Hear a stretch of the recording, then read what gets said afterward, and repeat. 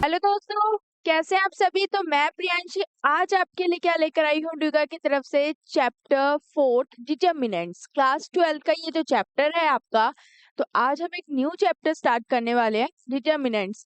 अभी हमने मैट्रिसेस पढ़ा है, राइट।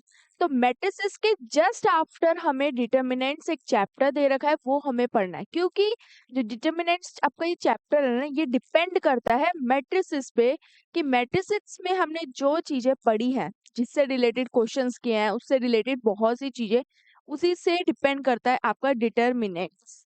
कैसे क्वेश्चंस इसमें आएंगे, कैसे सॉल्व करने होंगे, बहुत सारी चीजें हैं। तो उसके बारे में पढ़ते हैं।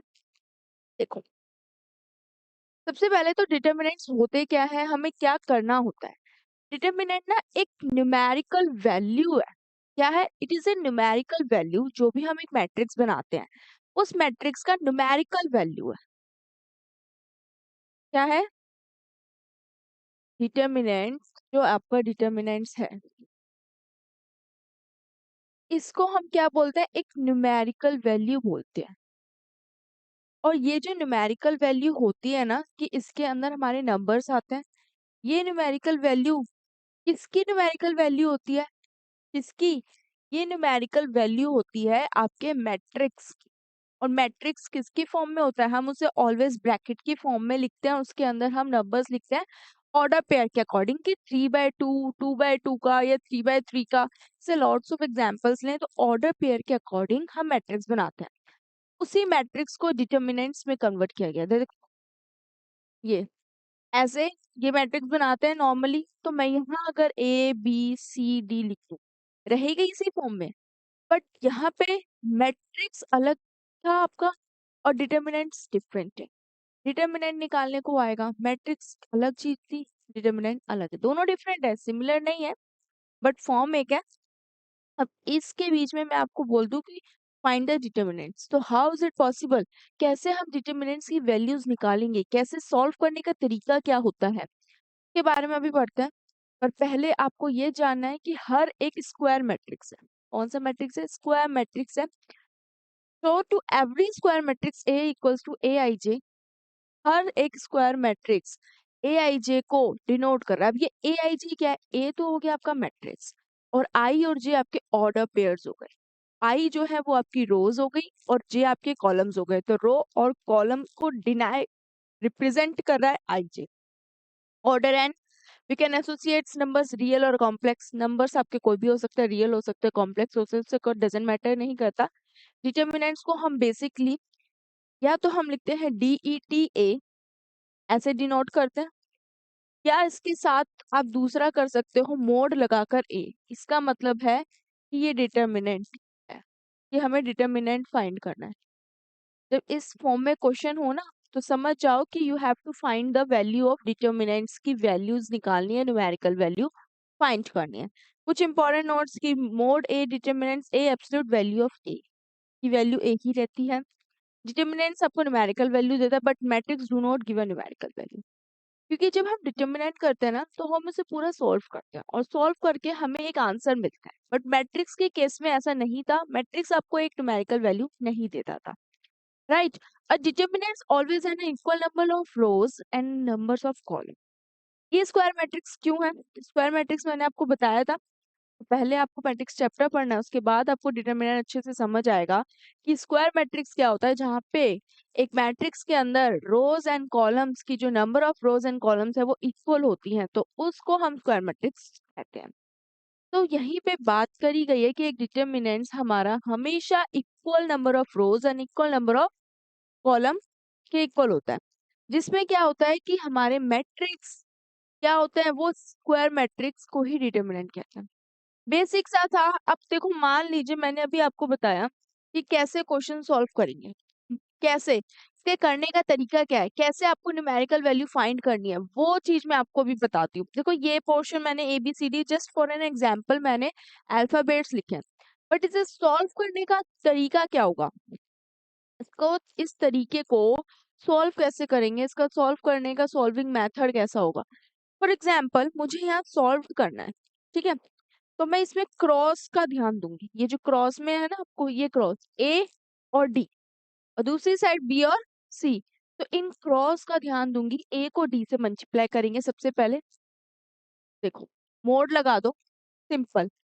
ए को डी से मल्टीप्लाई करना है, A into D, then always subtract कर देना है सेकेंड वाले सी को इंटू करके बी से। तो ए डी माइनस ये जो भी बी सी है, ये आपका आंसर होगा।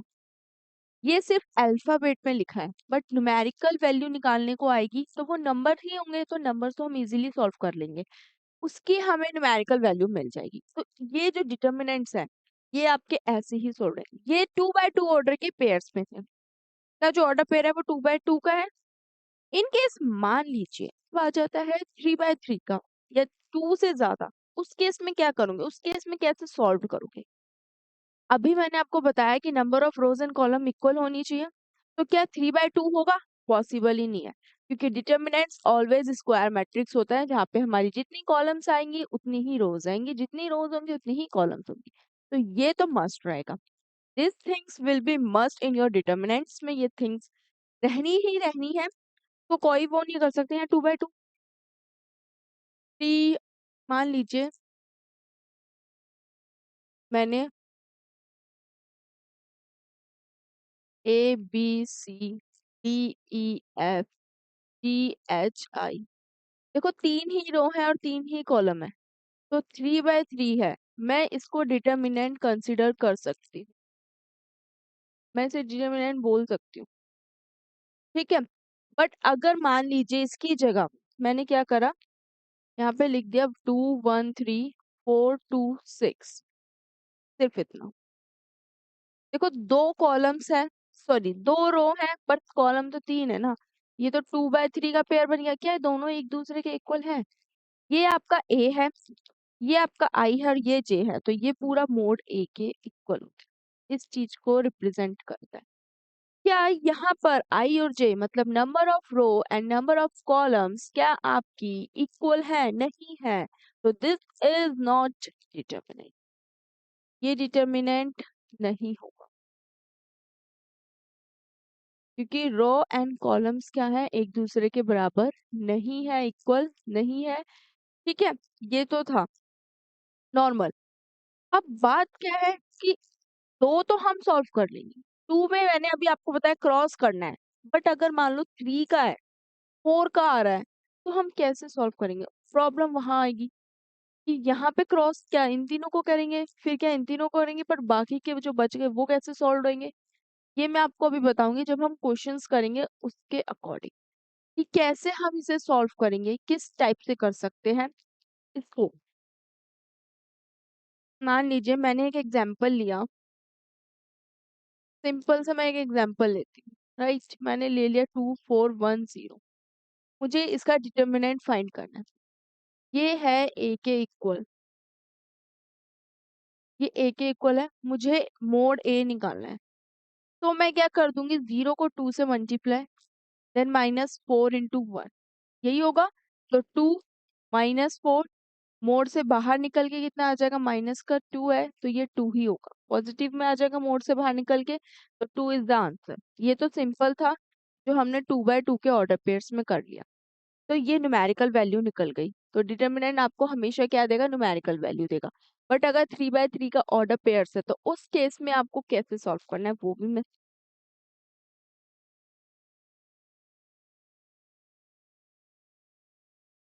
2 4 1 6 5 0 2 3 9, ये आगे आपके पास 3x3 का एक एग्जाम्पल लेके चलते हैं, ठीक है।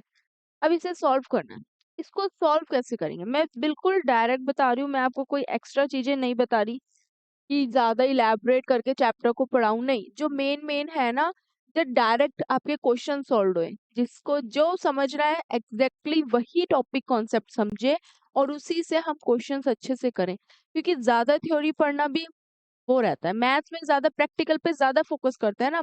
तो देखो सबसे पहले हमें क्या करना है, फर्स्ट कॉलम और फर्स्ट रो चेक करो। क्या देखेंगे, फर्स्ट कॉलम एंड फर्स्ट रो।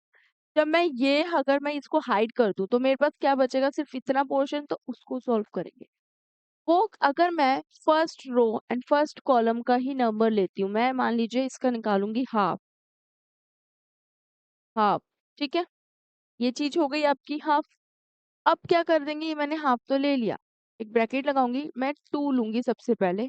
मैंने 2 लिया, अंदर ब्रैकेट लगाया। ये 2 जो है वो पहली ही रो और पहली ही कॉलम का है, तो पहली कॉलम पहली रो को भूल जाओ, और बचे मेरे पास ये चारों नंबर्स। तो इनको अंदर लिख दूंगी 5 × 9 - 3 × 0। ठीक है, एक स्टेप मेरा खत्म हुआ। देन यहाँ मैं सब्ट्रैक्ट का साइन लगाऊंगी। ये आपका एक ट्रायंगल्स निकालने का फॉर्मूला भी है जो आपके एक्सरसाइज में यूज्ड होएगा, कि कैसे आपको इवेलुएट करना है और ट्रायंगल्स डिटर्मिनेंट्स फाइंड करनी है। तो ट्रायंगल मतलब तीन, जब 3 ऑर्डर पेयर्स की बात हो रही है तो उसके लिए अकॉर्डिंग ऐसे करना होता है। और उसके अंदर ना आपको सिर्फ वैल्यूज जो दे रखी होती है, वो कौन सी वैल्यूज दे रखी होती है, x1, x2, y2, y y1, y2, x3, y3। देखो x1, x2, x3, y1, y2, y3, सिर्फ ये दे रखी होती है वैल्यूज। तो ये x1, x2, x3 नहीं दे रखी। x3 क्या दे रखी, x1, x2। फिर आपके पास ये क्या हो जाएगा, y1, y2। फिर आपके पास x3, y3। ये होंगे, पर बाकी के जो बच्चे हैं वो पोर्शन नहीं दे रखे, तो उसको हम 1 कंसीडर करके चलते हैं। क्या मानते हैं, 1। फिलहाल यहाँ बात करते हैं, ये फर्स्ट स्टेप कंप्लीट हुआ। सॉल्व करने के तरीके बता रही हूँ, क्वेश्चन करोगे तब ज्यादा अच्छे से क्लियर होंगे। तो ये, अब हमने ये पोर्शन भूल गए जब हमने 2 लिया। ठीक है, अब मैं सेकंड लूंगी 4। जब मैं 4 ले रही हूँ यहाँ पे, इसको ले रही हूँ, तो मान लीजिए ये भूल जाओ और ये भूल जाओ, तो मेरे पास 6 2 और 0 9 बच गया। तो 9 6 जा 6 × 9 -2 × 0। ये अब प्लस लगाओ। अब 4 भी ले लिया, 2 भी ले लिया, अब 1 की बारी है, तो 1 लिया तो ये पोर्शन भूल गए। मेरे पास बच गया दिस पोर्शन, तो इसको लिख दूंगी। तो यहाँ कितना आ गया, 1। और ये बच गया चारों, तो 3 × 6 × 3 -2 × 5। अब हम इसे सॉल्व करके वैल्यू निकाल सकते हैं, तो सिंपल है। बस एक स्टेप मेन है, जो फर्स्ट स्टेप है कि कैसे करना है। मेन स्टेप ही वो है कि कैसे हमें सॉल्व करना है और कैसे कर सकते हैं। मेन कितना, यही एक स्टेप था जिसको हम अच्छे से सॉल्व कर सकते हैं। अब मैं इसको अगर सॉल्व करती हूँ आगे, मान लीजिए, ठीक है, नॉर्मल है, 2 है, यहाँ पे 45 हो गया, ये 0 आ जाएगा, ये 4 हो गया, ये आपके पास 36, 0 +18 -10, ये आ गया हाफ। फिर अगेन ये 2, 45, यहाँ पे 4, 36, यहाँ पे +1 था, फिर यहाँ पे कितना आ गया, 8। तो हम और सॉल्व कर सकते हैं। यहाँ करूँ तो कितना आ जाएगा, हाफ। 45 को 2 से कर दोगे, 5 2 जा 10, कैरी 4 2 जा 8, 90 आ गया, -4 6 6 4 से आपको 24 हो गया, 2 कैरी हो जाएगा, 4 से 12, और ये 14 बन गया, और प्लस का 8। कितना आ जाएगा आपके पास, वो कर दो सॉल्व। माइनस प्लस माइनस 144 में से आपके 90 चलेगा, कितने बच गए, 4। ये बन गया 54, और 54 -+8 डिवाइडेड बाय 2। हाफ भी तो है, डिवाइडेड कर देंगे 2 से, तो कितना आ जाएगा आपके पास, जो भी आएगा आपका आंसर आ जाएगा। अब आपको क्या करना है, इसी टाइप से क्वेश्चंस करने हैं बिल्कुल। ठीक है, इजी था ये तो, नॉर्मल। ये मैंने आपको कॉन्सेप्ट बताया कि कैसे क्वेश्चंस आएंगे, किस टाइप से करना है। अब इसके अंदर ना आपको माइनर्स निकालने को आएंगे, को फैक्टर्स निकालने को आएंगे, उसके बारे में भी बात करते हैं। क्योंकि जब चैप्टर के क्वेश्चंस करेंगे ना तो डायरेक्ट हो जाएंगे, हमें समझ नहीं आएगा हमें करना क्या है, तो उसके लिए हमें पहले ये सब पढ़ना जरूरी है। ठीक है, नाउ वैल्यू ऑफ डिटर्मिनेंट। अब हम बात कर रहे हैं, किसकी बात कर रही हूँ मैं, कि डिटर्मिनेंट्स की वैल्यू निकालनी है। क्या निकालनी है, you have to find the determinant. ये कैसे डिटर्मिनेंट की वैल्यूज आप निकालोगे, जो मैंने अभी आपको बताया है कि एक मोड के अंदर होता है। ये A11 A21 A, ये क्या लिखा है, ये गलत तरीके से, इसको ऐसे कट करते हैं। तो लिखने का जो तरीका है वो ये है, A11 A A12 A21 और A22। अब ये क्या समझ रहे हो आप? मैंने बताया ना, ए के साथ जो ये आई जे लिखा होता है मतलब कि रो और कॉलम, रो और कॉलम। ए आई जे, ए तो आपका क्या हो गया, जो ये आपका मैट्रिक्स है जिसमें आपका जो भी नंबर्स आ रहे हैं न्यूमेरिकल्स। आई जो है वो आपका नंबर ऑफ रो है, रोज है, ठीक है। और जे आपका क्या है, नंबर ऑफ कॉलम्स। बस ये ध्यान रखना है, ठीक है। तो ये फर्स्ट नंबर, जो ये फर्स्ट नंबर है, ये क्या शो कर रहा है कि पहली ही रो और कॉलम भी पहली ही है। फर्स्ट रो का फर्स्ट कॉलम की बात करूं तो ये वाला नंबर उठा दो फटाफट से, माइनर हो गया वो आपका एक तरीके से, ठीक है। A12, A12 का मतलब क्या हो गया कि पहली रो दूसरी कॉलम का नंबर। A21 मतलब दूसरी रो आ गई है, सेकंड रो, और कॉलम तो फर्स्ट ही है ना आपकी। फिर A22 मतलब कि सेकंड ही रो है और दूसरी ही कॉलम पे ये नंबर है। ऐसे A23 होता है, 31 होता है, ऐसे और भी होते हैं। ये चीज सिर्फ रिप्रेजेंट कर रही है कि कौन सा नंबर किस पोजीशन पे स्थित है। कि मीन्स ये पहली रो की पहली कॉलम पर है, पहली रो की दूसरी कॉलम पर है। तो हमें यहाँ पे कोई न्यूमेरिकल वैल्यू, मान लीजिए मैंने लिख दिया 4 6 -2 -5, ठीक है। अब मैं आपसे पूछती हूँ कि आपको निकालना है A22, क्या फाइंड करना है A22, ये क्वेश्चन में पूछा जाएगा। अब A22 का मतलब क्या हो गया कि सेकंड रो और सेकंड ही कॉलम पे कौन सा नंबर है। तो देखो सेकंड रो ये वाली है और कॉलम सेकंड ही ये वाली है, तो जो नंबर आ रहा है कॉमन वो ये 5 है, इसका मतलब -5 इज द आंसर। ऐसे फाइंड करने के लिए हमें पता होना चाहिए। तो वैल्यू ऑफ डिटर्मिनेंट्स ऑर्डर 2 दो ऑर्डर्स में कैसे निकालने को होती है, वो है A11 A12 21 22, ये रिप्रेजेंट करिए और यही होती है। Now,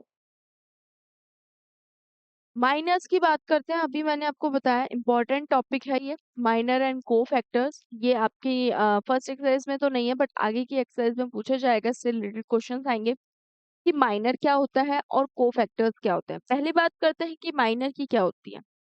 माइनर को हम बेसिकली डिनोट करते हैं ए आई जी से ही, तो उसको हम एम आई जे लिख सकते हैं, माइनर का शॉर्ट फॉर्म एम, ठीक है। जैसे आपके जो भी कोई डिटर्मिनेंट्स होते हैं कोई भी मोड में है, उसके अंदर जितने भी नंबर्स आ रहे हैं, एलिमेंट्स आ रहे हैं, उनको हम माइनर, उनको रिप्रेजेंट करते हैं।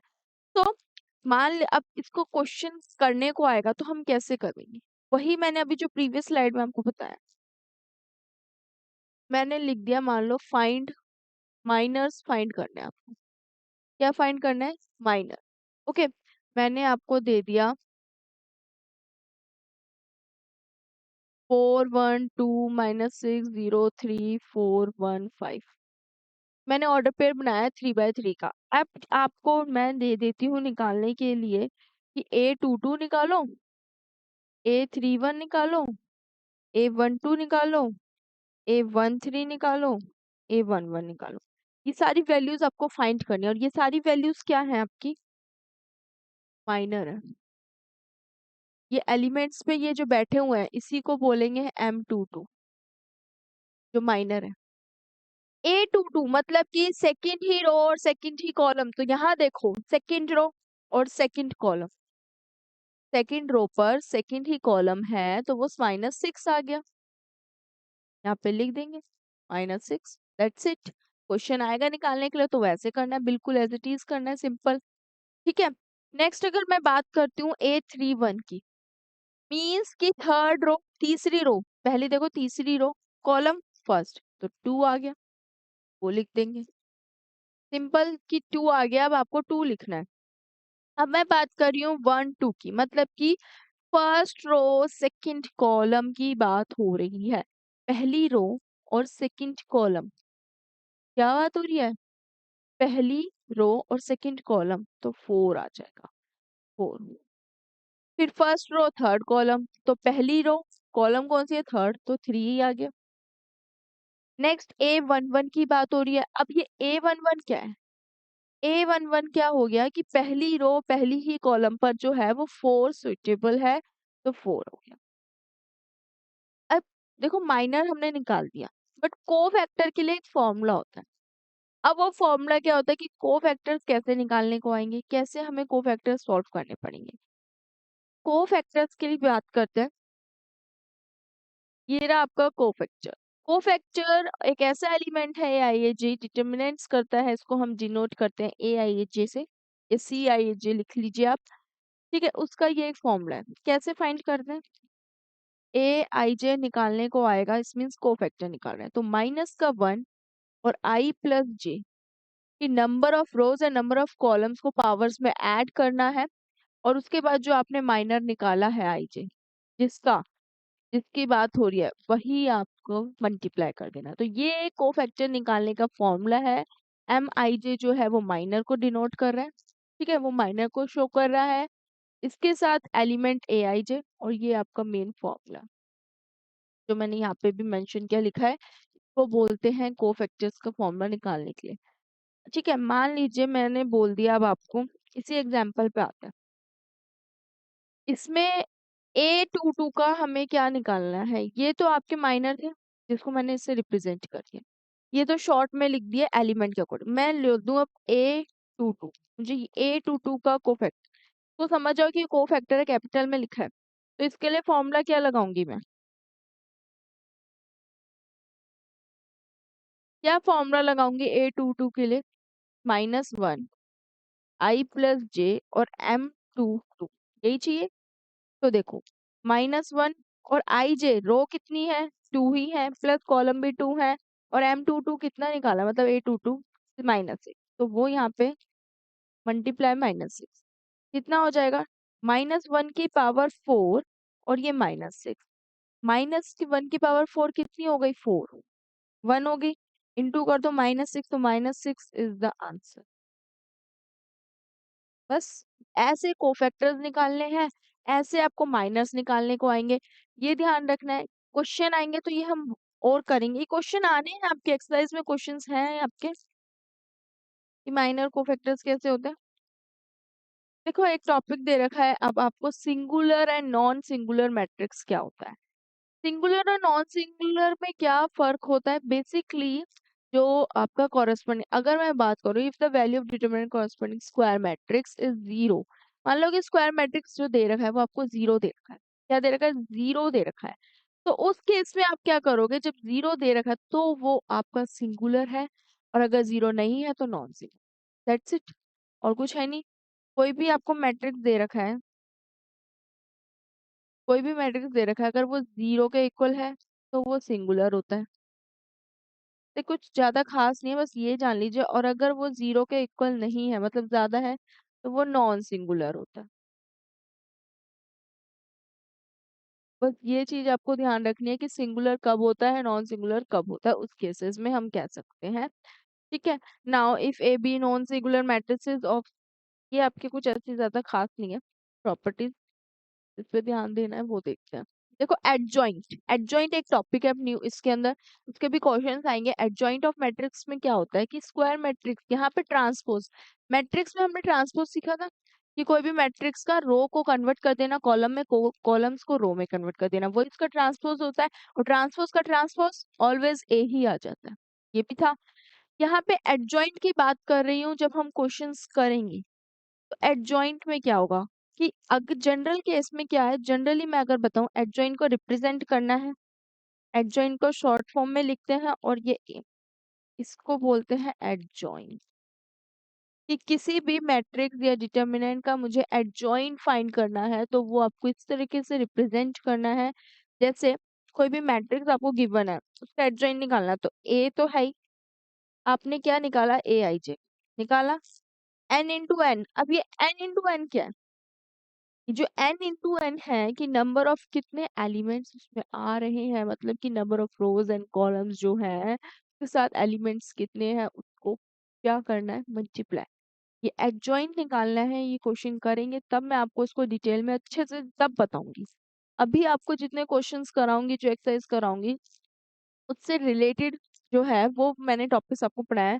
कुछ प्रॉपर्टीज होती हैं, ये प्रॉपर्टीज भी आपकी एडजॉइंट से रिलेटेड है, जब हम एडजॉइंट वाले क्वेश्चंस करेंगे, एक्सरसाइज पर आएंगे, तब ये आपको समझाऊंगी। फिलहाल आपको सिर्फ किसके बारे में अच्छे से जानना है कि डिटर्मिनेंट क्या होता है, कैसे फाइंड करते हैं 2 बाय ऑर्डर के पेयर में, 3 बाय ऑर्डर के पेयर में, और उसके साथ साथ कौन से ऑर्डर पेयर में कि कोफैक्टर्स क्या होता है, माइनर्स क्या होते हैं हमारे, और क्या निकालने के लिए आएगा आपको कि ट्राइंगल्स इवेल्युएट करने को आए कि मैं 3 बाय 3 ऑर्डर पेयर्स में उस केस में हमें कैसे वैल्यूज फाइंड करनी होगी वो आपको जानना है।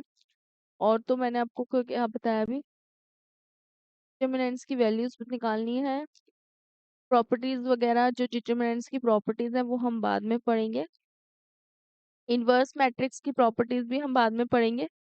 फिलहाल के लिए आपको सिर्फ इतना ही जानना है कि डिटर्मिनेंट होता है क्या है, माइनस क्या होते हैं, कोफैक्टर्स क्या होते हैं, ठीक है,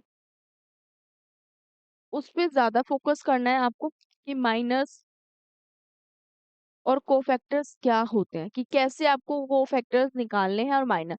तो इसी से रिलेटेड हम क्वेश्चन सबसे पहले करेंगे। अब मैं आपको क्या है, नेक्स्ट पार्ट में मैं आपकी एक्सरसाइज स्टार्ट करूंगी, क्वेश्चन स्टार्ट करेंगे, जब तक के लिए आपको क्वेश्चन जो पढ़ा है उसको एक बार रिवाइज करना थॉरली और चैप्टर को देख के। ठीक है, थैंक यू सो मच दोस्तों, मिलती हूँ मैं आपको नेक्स्ट वीडियो में, नेक्स्ट लेक्चर में और क्वेश्चंस।